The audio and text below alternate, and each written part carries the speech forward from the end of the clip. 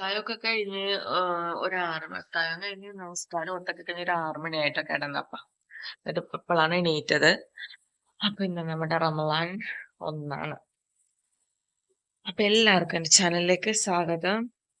ഇവിടെ പൊടിമോങ്ങനെ തുടങ്ങാണ്ട് എനിക്ക് വേണ്ടി ടീ എണീറ്റക്കണ സ്കൂളുണ്ടാവും എനിക്ക്. പൊടി എനിക്ക്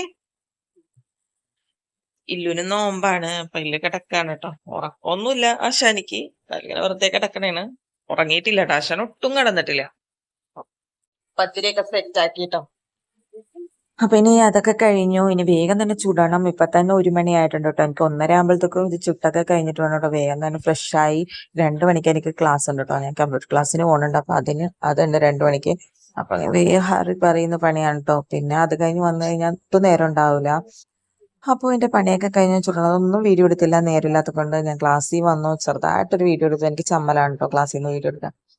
അങ്ങനെ അത് കഴിഞ്ഞു ദേ വീട്ടിൽ വന്നു, ചിക്കൻ കറിയൊക്കെ ഉണ്ടാക്കി. പത്തിരിയൊക്കെ ചുട്ട് കഴിഞ്ഞിട്ടാണ് പോയത്. അപ്പൊ ഇങ്ങനെയൊക്കെ ആയിട്ടുണ്ട്. പിന്നെ നമ്മള് ഇന്നലെ തലേന്ന് സെറ്റാക്കി വെച്ച കട്ട്ലേറ്റിൽ നിന്ന് കുറച്ചെടുത്തിട്ട് വറുക്കാൻ വെച്ചു.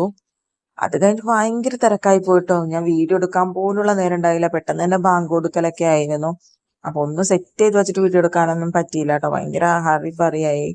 പിന്നെ അതേ രാത്രി സംസ്കാരമൊക്കെ കഴിഞ്ഞ് ഞങ്ങള് നാസ്തയൊക്കെ കഴിച്ചു കഴിഞ്ഞിട്ടോ. പരിപ്പത്തിരി ചിക്കൻ കറിയൊക്കെ കഴിച്ചു. അത് ഞാൻ പാത്രം കഴുകാൻ വേണ്ടി വന്നപ്പോഴാണ് പിന്നെ കുറച്ച് വീഡിയോസ് എടുത്തത് കേട്ടോ. അപ്പൊ ഇലാൻ എന്തൊക്കെയോ പറയുന്നുണ്ട്. പക്ഷെ ഇപ്പൊ പിള്ളേരെ കാണിക്കുന്നതുകൊണ്ട് കമന്റ് ബോക്സ് അങ്ങനെ ഓഫായി പോകണം കേട്ടോ. അപ്പൊ മാക്സിമം പിള്ളേരെ ഒഴിവാക്കാനാ നോക്കണത്.